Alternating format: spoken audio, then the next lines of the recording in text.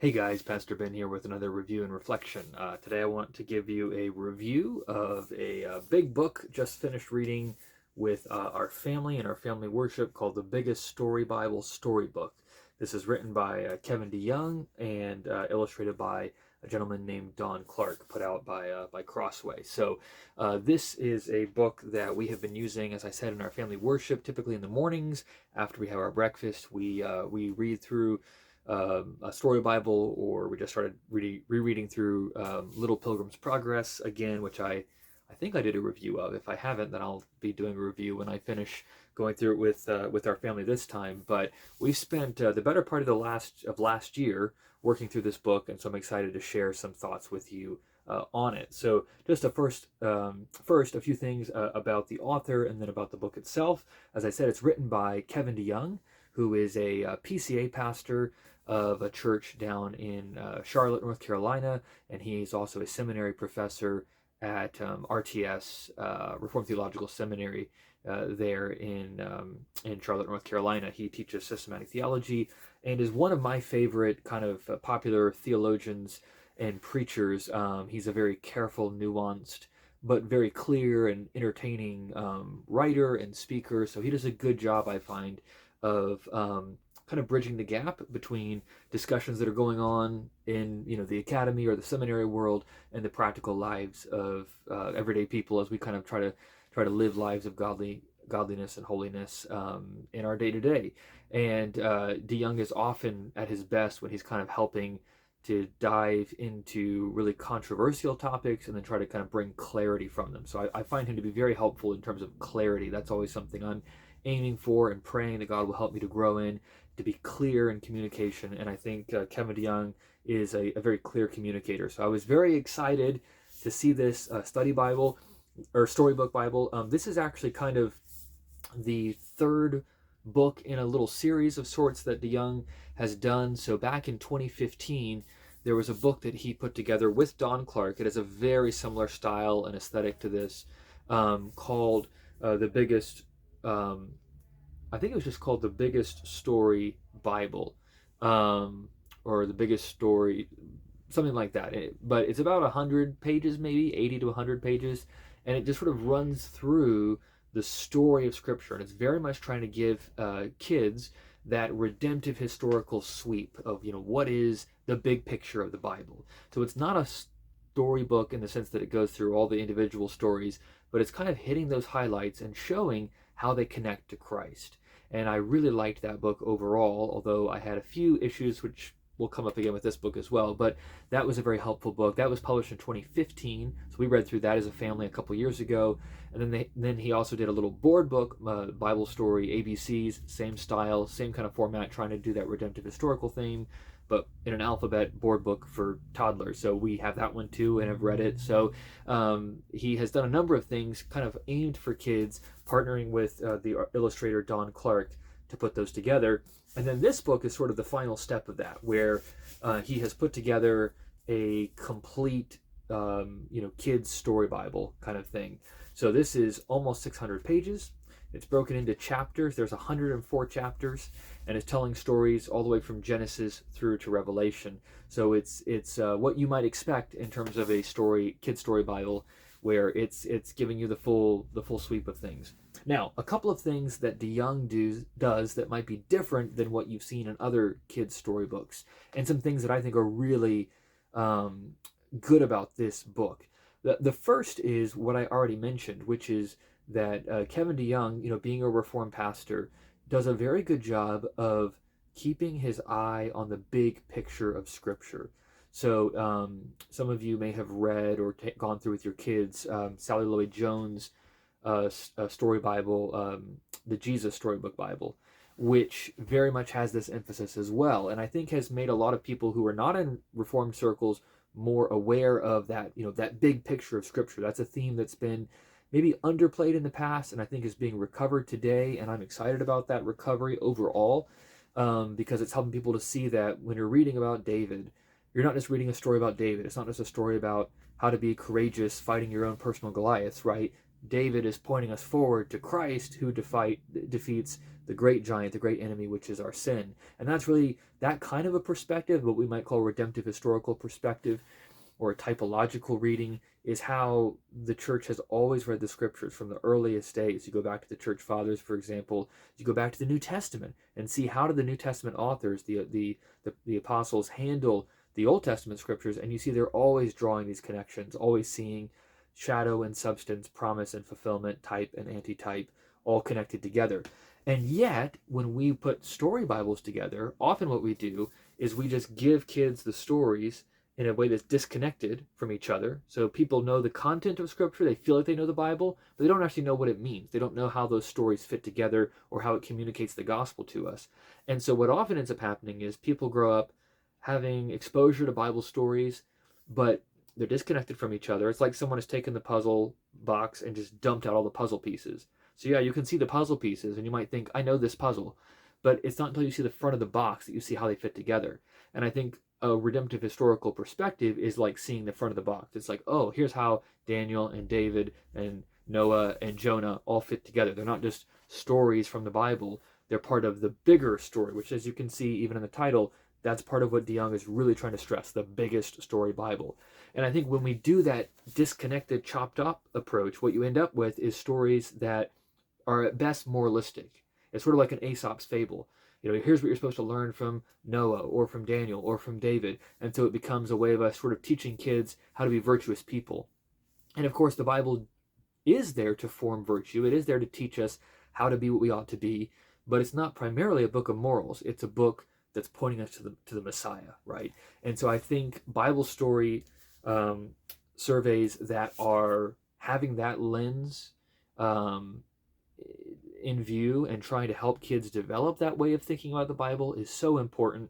And DeYoung does a great job of this. In fact, if you have the Jesus Storybook Bible, I would recommend this as a better resource that will have that some of the same strengths of Sally Lloyd Jones's book without some of the weaknesses. And I can't remember if I did a review of that or not. But anyway, so what is the strength? The big one is that it has that big story in view. It has that redemptive historical perspective. Another big strength is that it's well structured and laid out. The chapters are pretty short. So, you know, you're looking at, 2 or 3 pages, and you often will have like a page of text and then a picture to go with it. A bit more text and image, and then each one ends with a prayer that you can read as well as a family, which is helping kids to sort of apply and internalize what is being told to them. So each story might be 4 or 5 pages, but there's a lot of images interwoven with that, good pictures and illustrations that are there, and so it's not too much to read. Again, we had, for most of last year, we had a 6-year-old, a 4-year-old, and a 2-year-old at the table, and they were all eager to hear these. It wasn't taxing on their attention in any way, shape, or form. So I like that. I like the fact as well, and this is, I think, one of the strengths of this book, that he doesn't just go through the kind of standard Bible stories. He goes into more depth. He goes into more detail. Again, there's 104 different stories or chapters in here, about 550 pages that he has.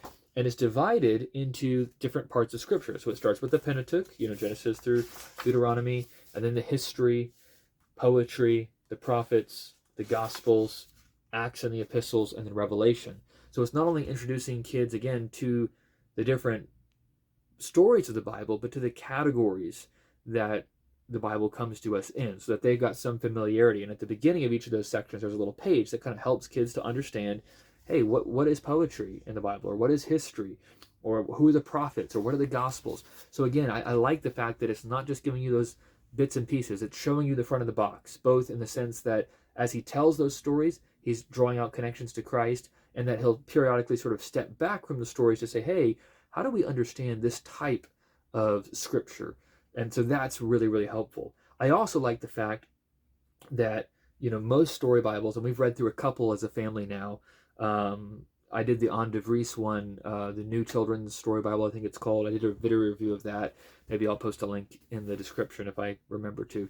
But he kind of walks you through the Old Testament. He walks you through the story of Christ. Then there's a few, stories from Acts, and then the book is done, right? And I think a lot of Bible stories do that, even though a lot of the New Testament is actually not stories, it's letters and things. And I like the fact that DeYoung makes the attempt here. He has 15 different chapters or stories where he's walking through some of the stories from the book of Acts, of course, but also, taking you to Romans 8, taking you to 1 Corinthians 13, taking you to Philemon, going to James chapter 3, trying to help kids understand how to appreciate and understand some of the letters and epistles of Scripture. So I appreciate the fact that he's doing all of those things. And one of the things that I like, with Sally Lloyd Jones, her book is strong on, portraying the Bible as one story. So I really appreciate that. But there are times where theologically she'll either make a point that I would disagree with or have concerns about, or often will kind of just stress or emphasize part of what is true. So if you read Sally Lloyd Jones's book, you'll walk away with this keen sense of the love of God, right? Which is so important, right? God is love, as John says. And DeYoung stresses the love and patience and mercy and kindness of God, all of those things as well. But I think what Sally Lloyd Jones falls into sometimes is being guilty of only telling us part of the truth. And that can, especially for little kids, that can twist and distort their understanding of Scripture and of God and his character. And I think DeYoung, as someone who's a pastor, who's a preacher, who's a seminary professor, does a better job of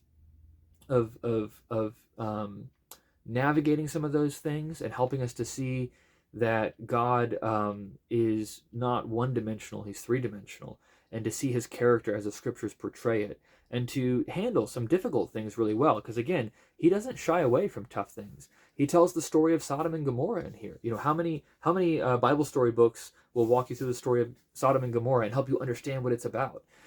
He'll go through the story of Philemon and the slave and help you to make sense of it theologically as well. And he does it in a way that really is accessible for kids. It's written very much for, I would say, older toddlers would be okay. It's probably really great for like younger elementary kids. And his prose is well written. Some of them are really clever, really entertaining and engaging. So I like the text. I like the redemptive historical theme. I like the theological care that's there, and yet it doesn't come across as stuffy in any way. So there's a lot there to commend this book. However, I had a couple of big frustrations with this book. Unfortunately, I'm still on the hunt for the perfect story Bible. So what are my frustrations? Well, the first one is one that will probably not surprise anyone who has listened to my other reviews and who knows where I'm coming from theologically.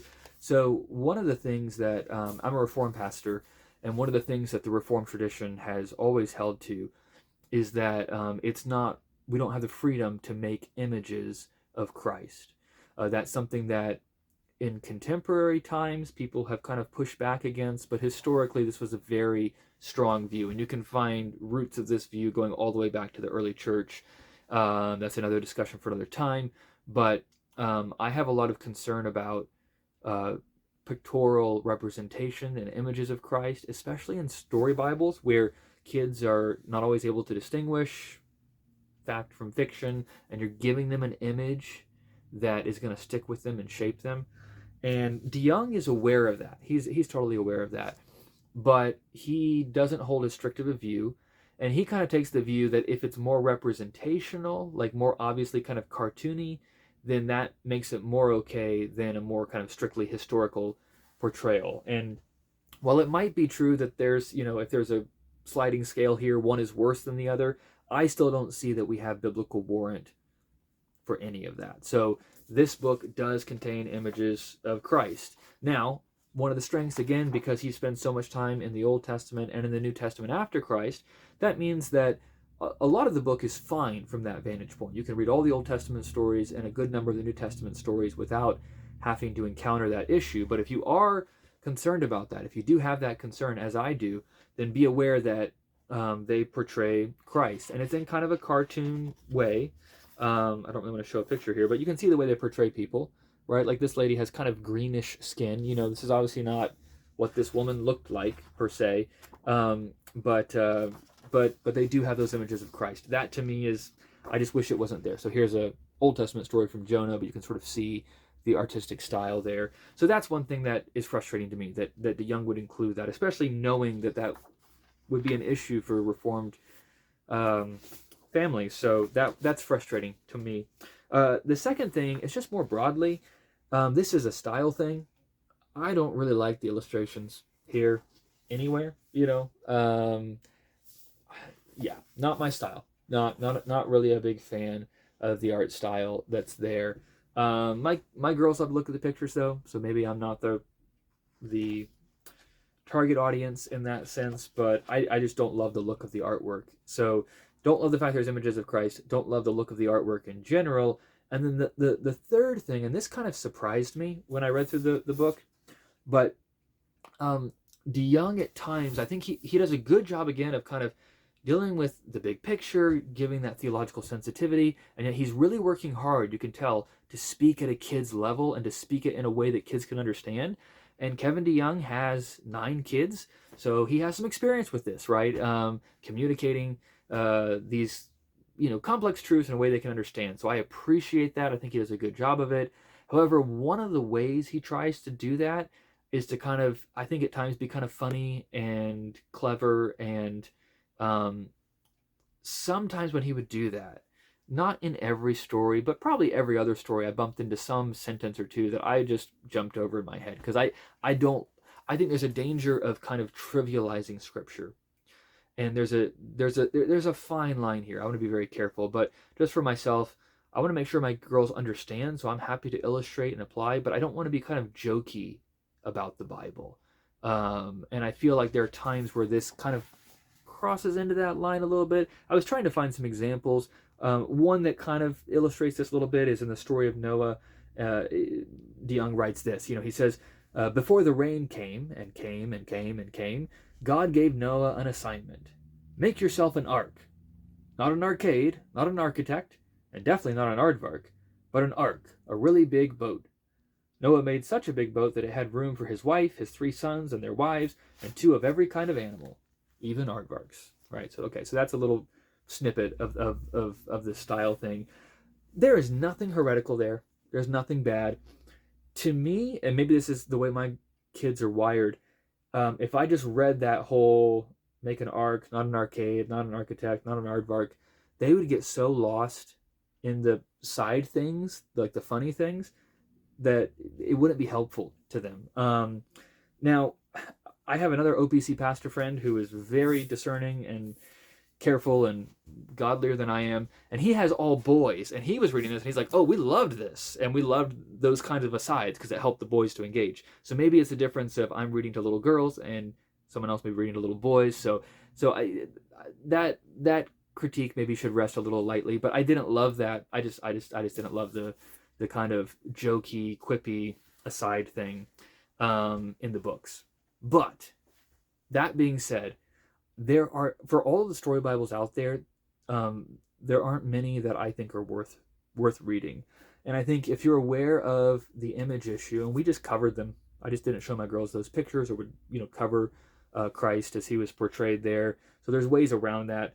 But if you're aware of that and you're not put off by either the style of the writing at times or the style of the pictures, I do think this is a pretty solid offering. So with those qualifications, I would say this is a storybook worth going through for that, again, kind of older toddler, younger elementary, because it does give you a good run through of the stories of the Bible and putting it in the context of the story of the Bible, and it does so with a bit more theological care than some of the other offerings that are out there do. So if you are, if you've got little kids or grandkids, I think this is worth reading. I'm still on the hunt for the perfect, my ideal storybook Bible, and this is not that, but it is a good offering, and I'm glad that it's been put out. So would encourage you to at least check it out. The Biggest Story Bible Storybook, written by Kevin DeYoung.